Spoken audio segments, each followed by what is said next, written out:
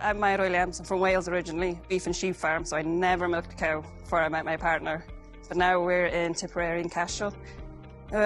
Leased farm is around 150 acres here, and we have 200-ish cows. They're a Kiwi cross cow. So I'm Margaux, I'm a French vet, and I studied in veterinary in Budapest in Hungary, and I graduated in 22. And I've been working in Fethard in Tipperary for 2 years, over 2 years now. We're a big practice, small animal and so mixed small animal and large, and with mostly large animal work. Being outside, being my own boss, being with my cows, rearing good stock, knowing you've done something to your best of your ability, but hopefully is the best of their ability too. I enjoy mostly being on the road, going on farms, different farms, traveling around the country, especially come to Tipperary is lovely. It's mostly being out on farm and kind of not knowing what's going to happen in the day as well. But what I love the most, like we'll say practically as a vet, is doing sections and surgeries on cattle. Colostrum, cleanliness. What after that? It's going to be a draft, really, like keeping calves warm. All my calves have jackets. That's all fun and games until I have to wash 110 of them now. Colostrum, exactly as Margaux said, the 3-2-1, I go the other way. Learned that in a calf course years ago, but oh my God, it revolutionised our calf rearing. And the cleanliness, I'm a stickler for the cleanliness. I spend hours washing buckets and teats and all that kind of stuff. That's it, really. So I'd say the first one, as everybody would think, I'd say is colostrum, the 1, 2, 3 rule. So the first milk, 2 litres within 3 hours. I think that's probably the most important thing. That's like the healthy start for the calf. I would put in second space and cleanliness of the calf yard, so of where the calves are. They need space, they need clean beds. A good test to do is the kneeling test, where you see if the straw is dry and if it's healthy and clean for calves. And the third one would be probably ventilation and air, which is really important. They need to have that healthy environment for like the best possible development and health during their first few months of life. Go back to that colostrum. Being able to measure your colostrum and seeing where you are, keeping it clean. Another thing, don't be putting it back into the same buckets. I put them all into 3-litre sandwich bags, so they're discarded straight away after use. Keeping it cool, but put it in a fridge and not cooking the daylights out of it when you reheat it. And now colostrum has really changed. And then the vaccine then to back up that colostrum, so it's good colostrum on top of whatever the cow gives you too. I'd say a practical tip would be I kind of trust a lot the prevention side of farming. So calves are going to be at some stage, some of them are going to be dairy cows, and you want them to have the best start in life. And I think prevention is key in making future health of dairy cows. So preventions like vaccination is really important. We've learned through the years, the previous years. Preventions like precision microbes, probiotics, they've been kind of key as well. And I'd say prevention mostly. Oh, when you see them jumping around the pen and they're all happy and healthy, there's nothing worse than a crowd of unhealthy calves. Oh no, and then they go out and then they're flying it and they're shiny coats and they're nice and fat. And they give you the goods then when they become mature cows. Well, it's a funny one, but it's quite practical as well. It's to turn your car back home when you go in the farm.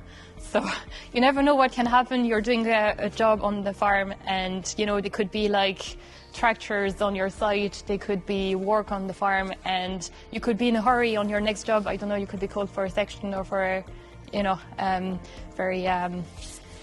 you have to be fast for your next job. So turn your car back, and at least it's facing home, and you don't have to care about what's on your side and what's behind you, and just saves a bit of a that was probably my first advice when I started as vet. If everything's all right in the house, If your health is okay, everybody else is healthy in the house, it makes life a lot easier. You can leave the farm outside the door, and once they're all right, it'll come, like the next day will come. But once your health, geez, when your health is against you, it makes life so much harder. And anybody else that's in contact, your family, makes it so much harder to think, yeah, mostly if everybody in the house is fine, you'll keep going, you'll be all right. Well, the last book I read, which is about Noel Fitzpatrick, it's called Listening to the Animals. So it's mostly about small animals because, you know, it's the super vet in England. But it shows to people like how devoted a vet can be, and it's actually a devotion, not a job. And it just shows to people the admiration that we have for animals and for health, and you know, like it just shows like how, like motivated and like we are for our job, and you know, shows it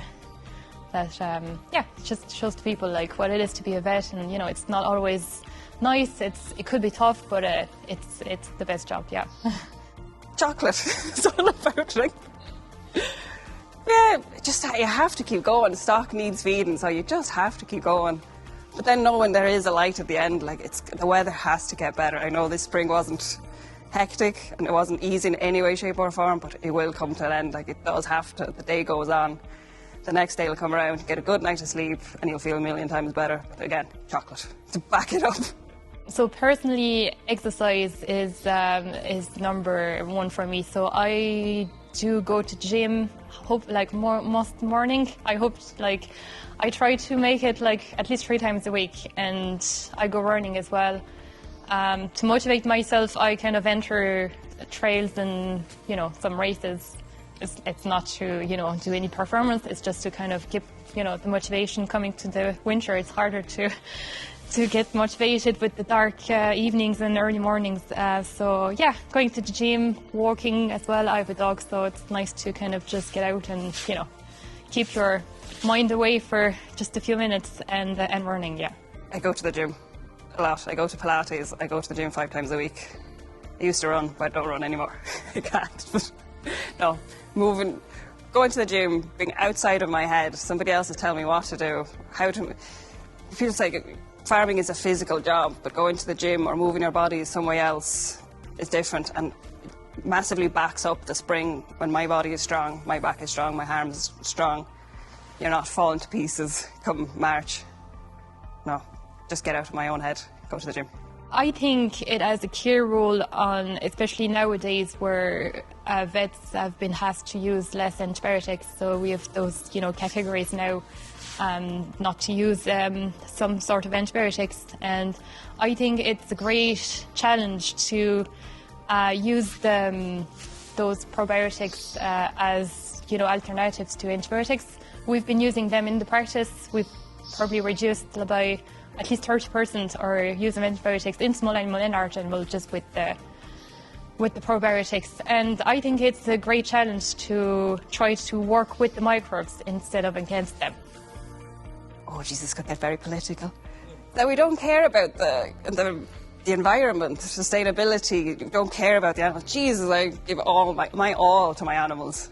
And like, if you don't care for your environment, it won't care for you. It's a relationship. Like, you have to mind it, or you won't get the grass, you won't get the feed for cows. The cows won't milk, and then you're at nothing. Then really, no. I think we're made out to be commercial.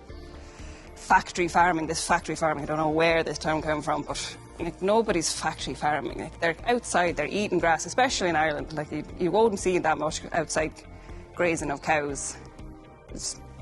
That's what, yeah. That we don't care, but oh my God, we do. So it was actually last year, I remember, so my boss has a farm where he has commercial Belgian blues. And every year they have a few calvings, so probably about 15 per year. And he was gone on a trip with vets actually, and I remember that weekend we had 3 sections, so obviously the old sections. We had 3 sections at the farm, and they have a camera in the calving pen just to watch, you know, cows like coming like that are nearly to calve, and so basically they were at the restaurant with all those vets, and so it was called Vetflix, and they basically like, so he had the camera on his phone, and the phone made the table, and you know, they were kind of watching me doing the section. So it was actually funny because, you know, you'd be like, it was the first time like basically like a lot of people was watching me doing a section, so yeah, that was kind of funny. Yeah, I think recipe for success for a good farmer and vet relationship is first a trust relation between the vet and the farmer, and it's about being available for the farmer as well. You know, communication is key as well. You know, and just educating the farmer about like new products or vaccines or prevention, like, you know.